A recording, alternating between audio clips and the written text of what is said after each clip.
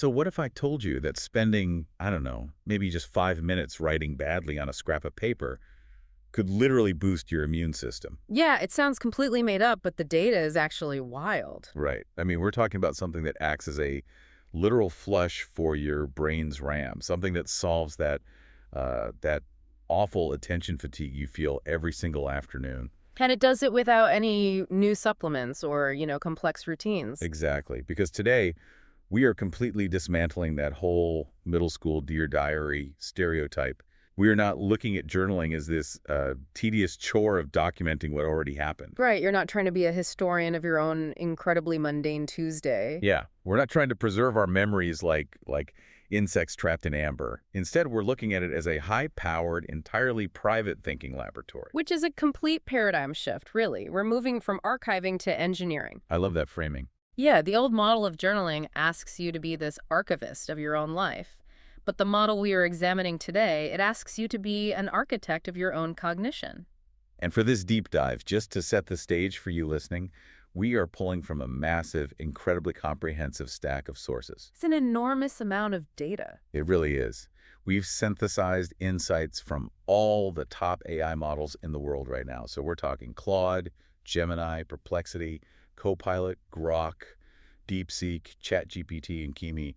Just an absolute mountain of analytical processing. And we're combining all of that AI synthesis with some really rigorous psychological briefings. Right, and tying it all together with a fascinating, very provocative manifesto titled The Feedback Loop, Why Your Journal is a Thinking System, Not a Diary. What's fascinating here is how universally these totally diverse sources align on the core function of the practice. Yeah, they all point to the exact same thing. They really do. Whether you are looking at cognitive behavioral therapy models or, peak performance data, none of them define journaling as a literary pursuit.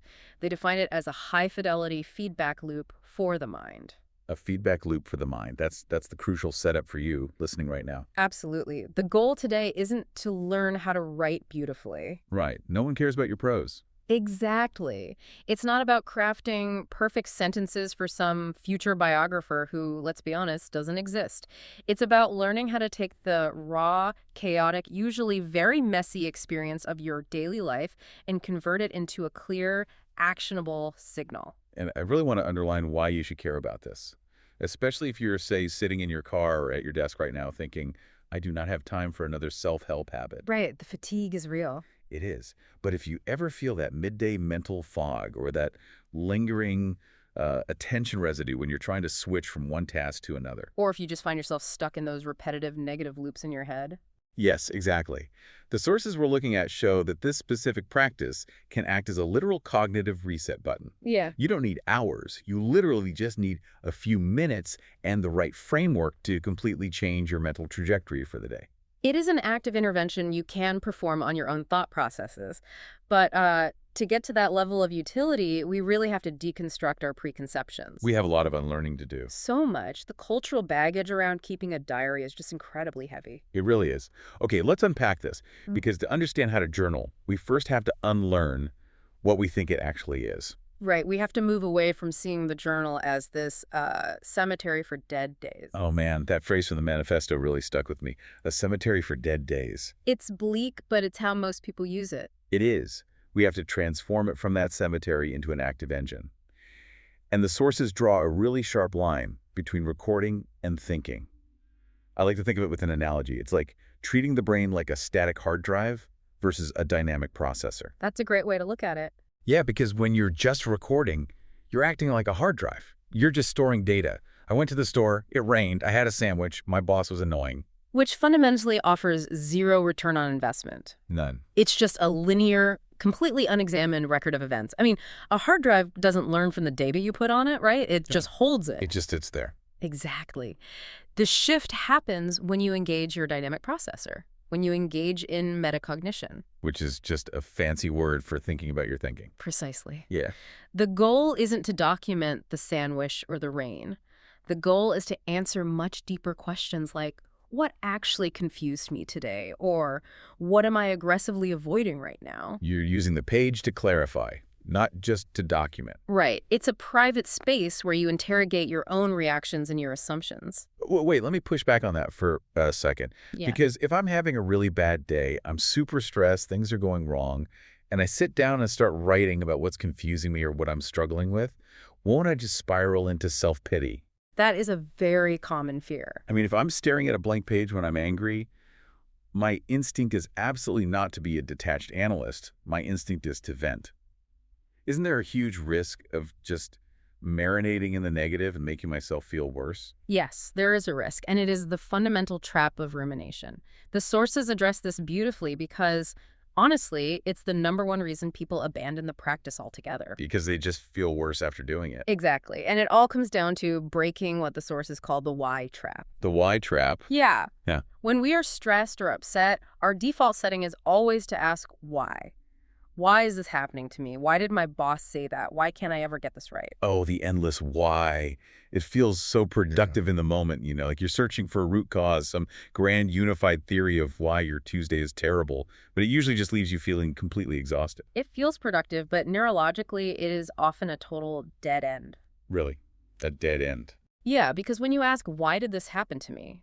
Your brain interprets that question as a literal threat to your ego. It activates the amygdala, which is your emotional alarm system.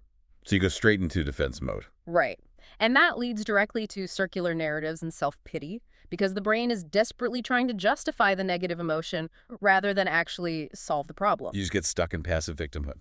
Exactly. So the physiological shift, the actual way out of that spiral, is to change the interrogative from why to what. Wait, so just changing one word shifts the entire biological response? It does. It forces a completely different cognitive pathway. Instead of, why am I so mad, you ask, what happened? What am I feeling right now? What are the actual variables I can control? Wow. When you ask, what are the facts here, you force your brain to retrieve objective data, and data retrieval requires the prefrontal cortex to turn on. The logic center. Exactly. It's like manually throwing a breaker switch in your brain. You are literally diverting blood flow away from the emotional center and into the logic center. You move from being a victim of your circumstances to an analyst of your circumstances. That makes an incredible amount of sense. It's like, why am I so overwhelmed? Makes me feel totally helpless, because the answer is usually some massive, vague concept like society or my career choices. Right. Things you can't fix in 5 minutes. Yeah. But asking what exactly is overwhelming me right now makes me list, the 3 specific projects on my desk, which I can actually deal with. It grounds you in reality. And the sources actually provide a really specific framework for this clarity. It's the name, understand, reframe loop. Yes, and specifically within that understanding phase, they outline the 3 Fs: facts, feelings, findings. Facts, feelings, findings. This is the practical application of engaging that prefrontal cortex we just talked about. First, the facts. What happened? This has to be a purely objective description, no judgment, no adjectives, just the raw data. Like a police report. Exactly. Second, the feelings. What was my internal response to those objective facts? And finally, the findings. What is the lesson here, or what can actually be done differently? Let's put the 3 Fs into practice so we can see how this actually works in real life. Good idea. Imagine you get a 4-word message from your boss at 4:30 p.m. on a Friday. We need to talk. The worst message to get. It is terrifying. If I fall into the why trap there, I completely spiral. Why is she mad? Why am I going to get fired? Why did I send that stupid email yesterday? You're catastrophizing. Completely. But if I use the 3 Fs... You immediately change the landscape of the problem. Right. So fact. My boss sent a 4-word message requesting a conversation. Very objective. Feeling. I feel intense anxiety in my chest and a profound sense of impending doom. Which is valid, but separate from the fact. Exactly. And then finding. I have absolutely zero empirical evidence that this is a bad meeting. My anxiety is totally real, but it is based on projection, not data. So my next step is simply to prepare a quick project update just in case, and then literally close my laptop and go enjoy my weekend. The absolute beauty of that breakdown is that you didn't suppress the anxiety. Right, I acknowledged it. You named it in the feeling stage. But by isolating the objective facts first, you prevented the anxiety from masquerading as a fact. There's an incredibly minimalist prompt from the sources that perfectly captures this shift. Instead of writing a dramatic, rambling monologue about your struggle, you literally just sit down and write. What is the real problem here? It's designed to cut right through the It noise. really is. You aren't documenting the struggle. You are surveying it so you can navigate it. It forces intellectual honesty. And, that really brings us to the foundation of how you actually sit down and do this. Because if the goal is raw metacognition, if we really want that level of unvarnished honesty, how do we approach the blank page without freezing up? That blank page is intimidating. It is. And the answer is actually counterintuitive. You have to drastically lower the stakes. Right. We've established that making this a frictionless, messy habit is the key to starting. But sitting down at a messy desk with a blank page is still really hard for a lot of people. Sure. The sources point out what they call the single biggest unlock for this entire practice, and it sounds so incredibly obvious, but it is so hard to do. You have to write for yourself, not an audience. It is the performance trap. The performance trap. Yeah, we all have this internalized critic, this imaginary biographer looking over our shoulder while we write. We judge our grammar, our spelling, the flow of our sentences. We try to sound deep and profound. Like we're writing a memoir. Exactly. But to extract maximum value from this practice, you have to completely abandon the idea of perfect prose. Messy entries are completely valid. They're encouraged, even. Yes. If you sit down and the truest, most accurate representation of your cognitive state is simply writing the words, "I'm tired," in giant letters across the page, that is a highly successful entry. Because the goal is showing up and being honest, not performing. Right. And to achieve that completely uninhibited writing, absolute privacy is mandatory. The sources are very, very strict about this. You have to know deep in your bones that absolutely no one is ever going to read this. It's non-negotiable? They say to use physical locks, use digital encryption, password protect your files, whatever it takes. Because the brain is highly attuned to social threat. If there's even a 1% chance someone might read your journal, a partner, a roommate, a kid, you will subconsciously censor yourself. You won't even realize you're doing it. Exactly. You will smooth out the rough edges of your thoughts. You will downplay your resentments or exaggerate your successes.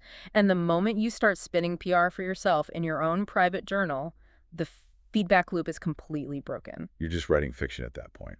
Without radical honesty, you are just performing for an audience of one. Okay, so alongside lowering the stakes of how you write, we have to lower the stakes of how much you write. This is crucial. The architectural foundation of clarity here is frequency, not volume.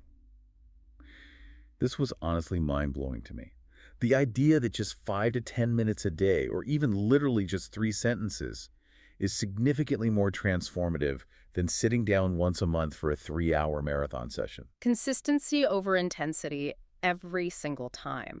In fact, the research from psychologists like James Pennebaker, whom we'll discuss in depth later, indicates that long, unstructured sessions, like anything beyond 15 to 20 minutes, can actually be counterproductive for daily maintenance. Wait, how so? I would just assume more time equals more clarity. Not necessarily. If you sit and write for an hour about a problem without a specific framework, you usually exhaust your analytical brain after about the first 15 minutes. And then what happens? After that, you often slip right back into the emotional midbrain. You start over-ruminating again. You start digging holes just to sit in them. Oh, wow. You want to get in, extract the signal, and get out.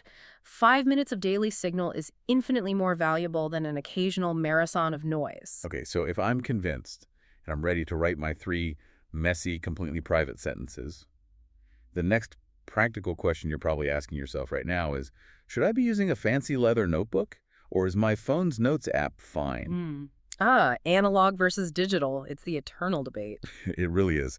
And the sources break down the pros and cons quite impartially, because neither is inherently superior, right? Yeah. They just serve different cognitive functions. Exactly. Let's look at analog first, pen and paper. There is a distinct, well-documented psychological benefit here, the tactile advantage. I definitely feel that. There's something about the physical scratch of a pen that just feels more permanent, more real. It's friction. Writing by hand physically forces your thoughts to slow down to the speed of your pen. Your brain operates much faster than your hand can move. So that friction forces you to synthesize and select your words carefully as you go. It often leads to much deeper insights because you simply cannot rush past the thought. You have to sit with it. Plus, a physical notebook provides a zero distraction environment. There are no browser tabs 1 click away, no notifications pinging, no AI trying to autofill your sentences. It's a closed circuit between your hand and your brain. But on the flip side, Digital tools apps like Day One, Bear, or even just a secure Google Doc, they offer massive, undeniable utility. Absolutely do. You get searchability. If I want to know, when I first started feeling anxious about a specific project, I can just search the project name. You can use tags. You get the speed of typing, which is amazing if you have a massive brain dump and you just need to get the ideas out before you lose them entirely. Speed is a huge factor for some people. And crucially, for what we just talked about, digital offers robust, absolute privacy through password protection and encryption. Both have distinct advantages.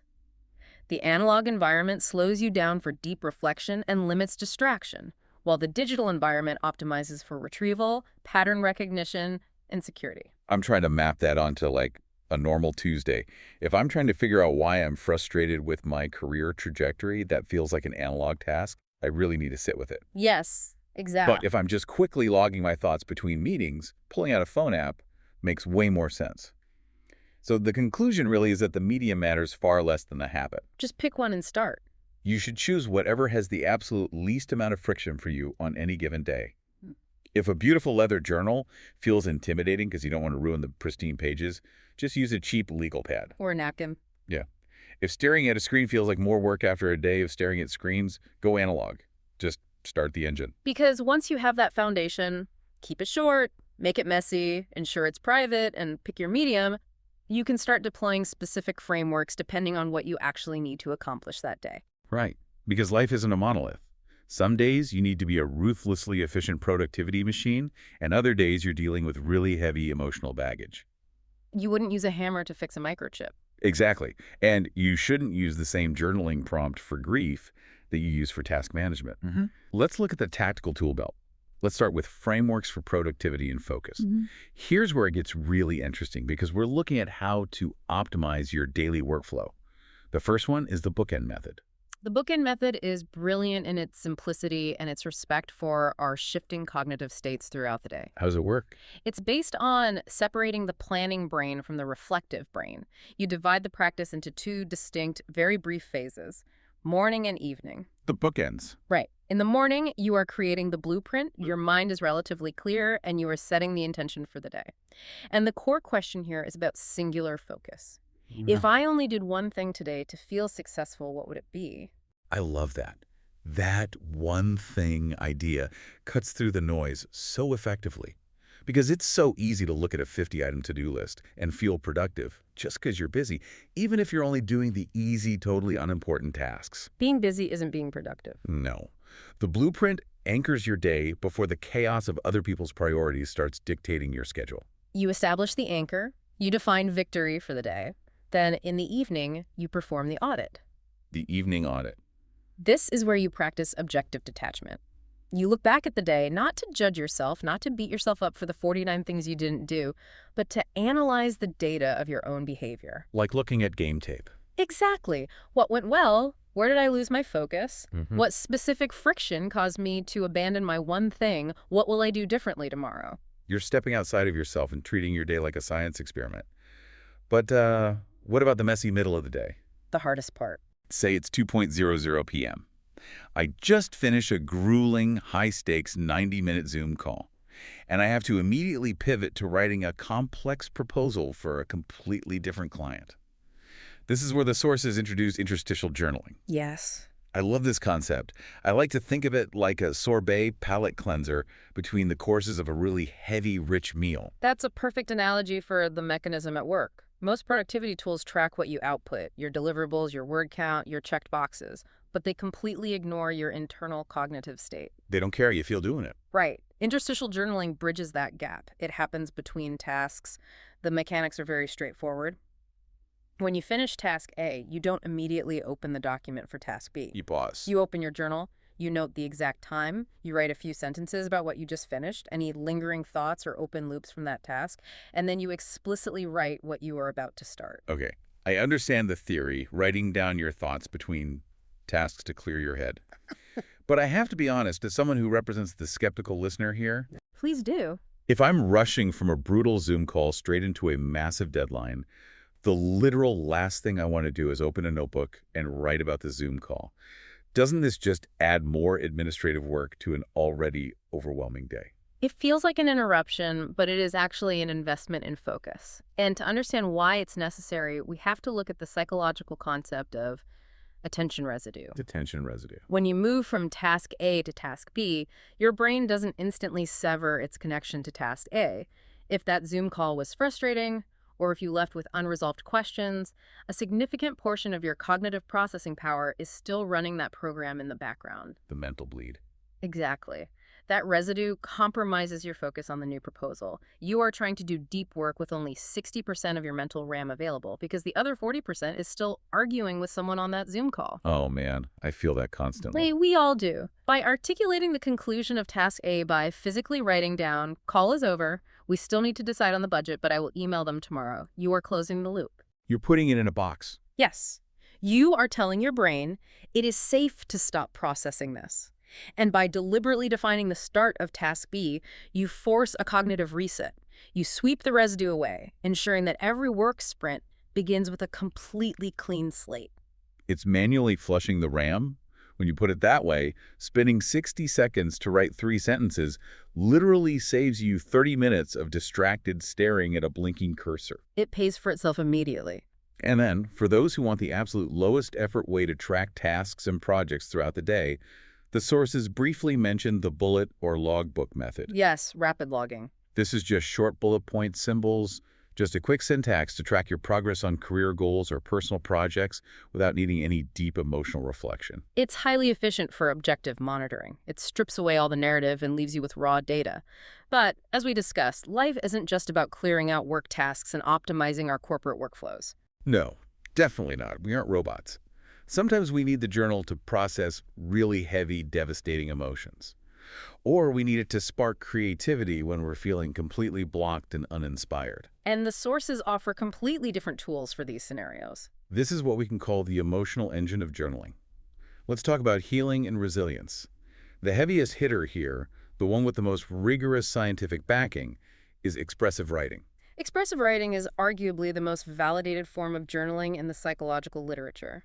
Developed by psychologist Dr. James Pennebaker in the 1980s, the health benefits recorded in these studies are profound. How profound are we talking? We aren't just talking about feeling a little bit lighter or improving your mood. Research shows this specific protocol can actually boost immune function, increase T-cell counts, lower blood pressure, and significantly reduce clinical psychological distress. That is massive. It's often compared to the physiological effects of short-term therapy. But I have to ask, how does writing words on a page literally increase T-cell counts in your immune system? What is the actual biological mechanism there? It has to do with the physiological toll of inhibition. When you experience a difficult, traumatic, or highly stressful event, and you suppress your emotional response to it, your body treats that suppression as a chronic stressor. Because you're fighting it all the time. Exactly. You are constantly burning biological resources to keep those thoughts locked away. It elevates cortisol, which suppresses the immune system. Oh, wow. The Pennebaker protocol involves writing nonstop for 15 to 20 minutes about your absolute deepest thoughts and feelings surrounding that difficult event. You do not stop writing, you do not edit, you just let it pour out. So by externalizing it, you stop burning the energy required to suppress it. That's the first step. The second and more profound mechanism is that writing forces you to construct a narrative out of the chaos of trauma. What do you mean by chaos? Trauma is often stored in the brain as fragmented sensory memories and intense emotions. It isn't organized. Writing requires syntax, grammar, a beginning, a middle, and an end. It forces order. Exactly. By forcing the chaotic emotion through the linguistic centers of the brain, you are structuring it. You are giving it borders. Once it is a coherent story, the brain can finally process it and file it away, turning off the chronic stress response. That is incredible. But wait, I have to push back here again because this seems to contradict a huge swath of popular self-help advice right now. How so? Well, aren't we supposed to be doing gratitude journaling? Aren't we supposed to be focusing on the positive, counting our blessings, manifesting good vibes? Writing for 20 minutes about my deepest trauma sounds like the exact opposite of that. It's a vital distinction the sources make, and it touches on the danger of misapplying psychological tools. Gratitude journaling, where you list 3 to 5 specific things you are thankful for, is highly effective for its intended purpose. It is empirically proven to lift baseline mood, improve sleep, and reduce stress. However, there is a massive, dangerous difference between genuine gratitude and forced positivity. Forced positivity being when you suppress negative emotions because you think you're only supposed to write about the good stuff? Like your dog dies and you write, I'm so grateful for the sunshine today. Yes. That is the fundamental danger of the toxic positivity movement. When you paper over genuine distress with forced cheerfulness, you aren't processing the emotion, you're just burying it alive. Which brings back the chronic stress. Exactly. Suppressing negative emotions actively reduces the therapeutic benefits of journaling and increases that chronic stress load we just talked about. Hmm.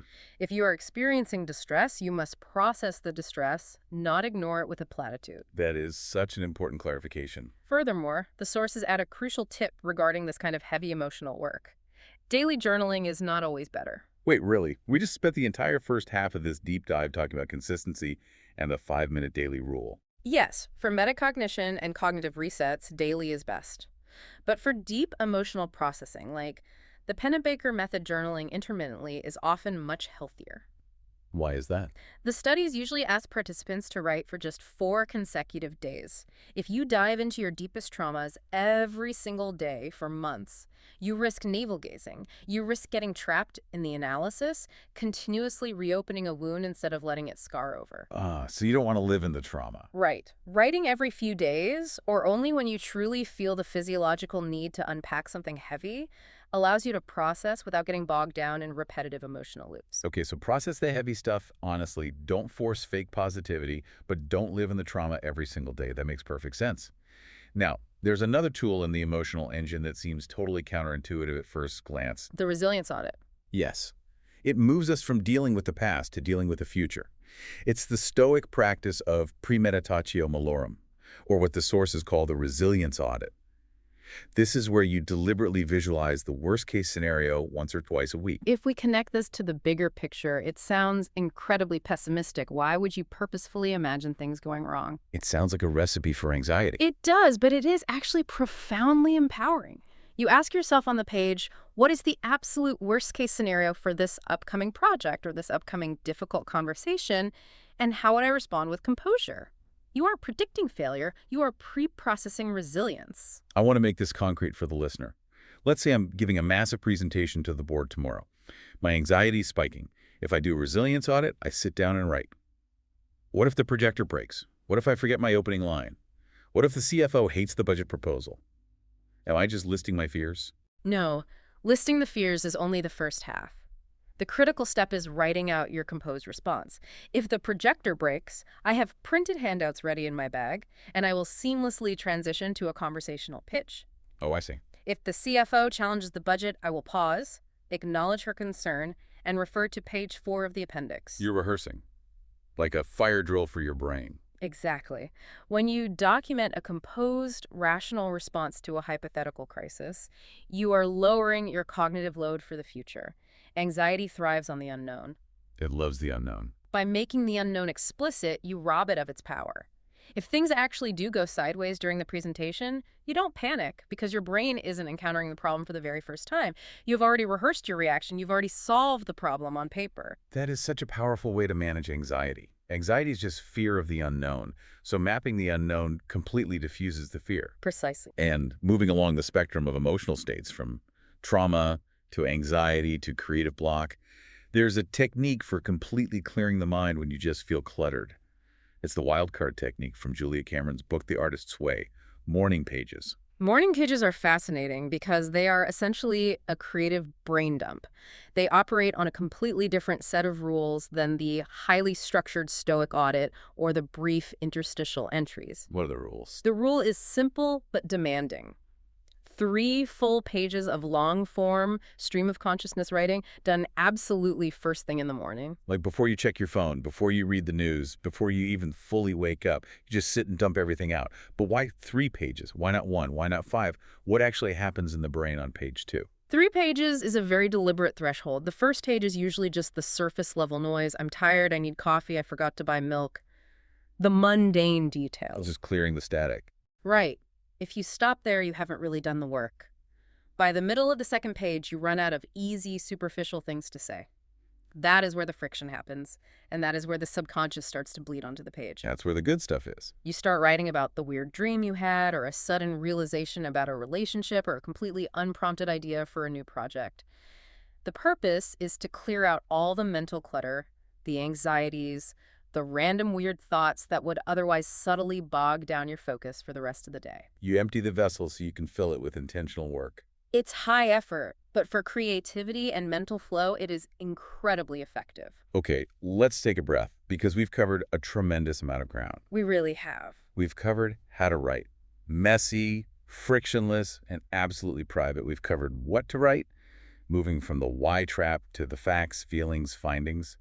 And we've looked at when to write, exploring this entire tactical tool belt. The interstitial resets between tasks, morning pages for creative clutter, evening audits for objective review, and the Pennebaker method for deep emotional processing. But according to the sources, if you stop there, if you just execute these frameworks, write the words, and close the book, you're missing half the value of the entire practice.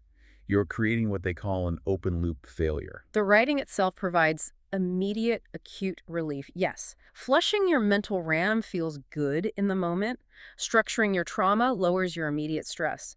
But the long-term transformation, the actual evolution of your cognitive patterns, requires closing the loop. I think about it like this. Journaling without reviewing your entries is like dunking highly valuable hard-won data into a void. Or, to use the financial analogy from the manifesto, it's like meticulously putting money into a savings account every single day, but never letting the compound interest build. That's a great analogy. You're doing all the hard labor, but you aren't harvesting the returns. That is the absolute mandate of the periodic review, whether it's a weekly, monthly, or quarterly review. This is the crucial pivot where the entire practice shifts. You stop being the writer and you start being the reader. You treat yourself as a subject of study. Exactly. So what does this all mean in practice? When I sit down at the end of the month on a Sunday morning with my messy, honest journal, what should I actually be looking for? Am I just fondly reliving my month? Absolutely not. You are creating a diagnostic map. You are reading your past entries with specific analytical review questions in mind. You are looking for themes. Like what? What patterns do I see in my behavior or my moods? What specific mistakes do I keep repeating? What nascent, half-formed ideas keep popping up in my margins that might actually be worth developing? You're looking for the signal in the noise. Mm-hmm. Because day to day, in the messy reality of life, a Tuesday argument with a coworker just feels like annoying noise. A random Thursday where you feel completely drained just feels like a bad night's sleep. Right, isolated incidents. But if you review 3 months of entries and realize you have an argument with someone or you feel completely drained, every single time a project deadline is vague or undefined, that is a massive actionable signal. Exactly. You've identified a behavioral trigger. Without the review process, you would just continue to get angry every Tuesday, completely blind to the underlying cause. Like turning on the lights in a dark room. This step is what transforms a simple collection of daily complaints or observations into a highly sophisticated personal thinking system.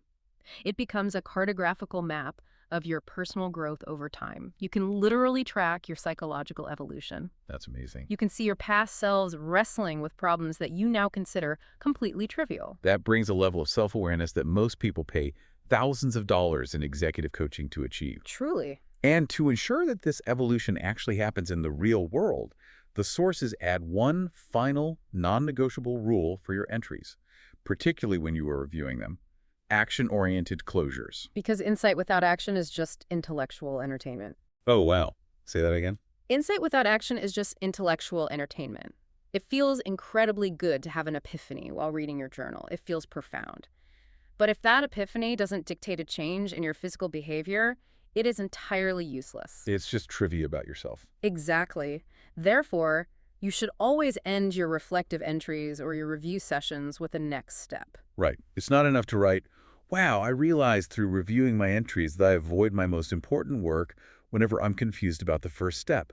That's a great insight, but it ends there. It has to be translated into reality. The entry must end with, next step. Tomorrow at 9 a.m., I will email my boss and explicitly ask for clarification on the timeline for phase 1. It anchors the abstract thought in concrete reality. It creates a bridge. You are taking the raw material from the private laboratory of your journal and forging it into an execution strategy for your daily life. We have covered so much ground here, and I want to make sure the core thesis really lands. Let's synthesize the message for everyone listening. Let's do it. If you want to build this high-fidelity feedback loop for your mind, you have to throw away the middle school diary stereotype, lower the bar, make it incredibly messy. Do not write for an audience, not even your future self. Choose a method that fits your specific immediate goal for today, whether that's the bookend method to structure your workflow, interstitial resets to clear your attention residue between meetings, a stoic audit to pre-process your anxiety, or a deep emotional brain dump to survive a tough week. And remember, keep it to just a few minutes. And crucially, as a final piece of advice from the psychological literature, drop the guilt. Yes, please, drop the guilt. The cultural pressure around habits tells us that if we break a streak, we have failed. If you miss a day or a week or an entire month of journaling, do not judge yourself. A journal is not a streak you have to maintain. It is not a test you are failing. It is simply a tool, sitting quietly on your desk or in your phone, waiting for you to pick it back up when you actually need it. Use it when you need it. Let it serve you, not the other way around. So we're going to leave you with a final lingering thought straight from the core philosophy of these sources. Something for you to genuinely ponder after this deep dive ends, and you go back to your day. It's a powerful question. If you stopped viewing journaling as a chore and began treating your pages as a private decryption key for your own behavior, what hidden architecture of your mind would you reveal by this time next month? Thank you so much for joining us on this deep dive. Keep thinking, keep questioning, and we'll see you next time.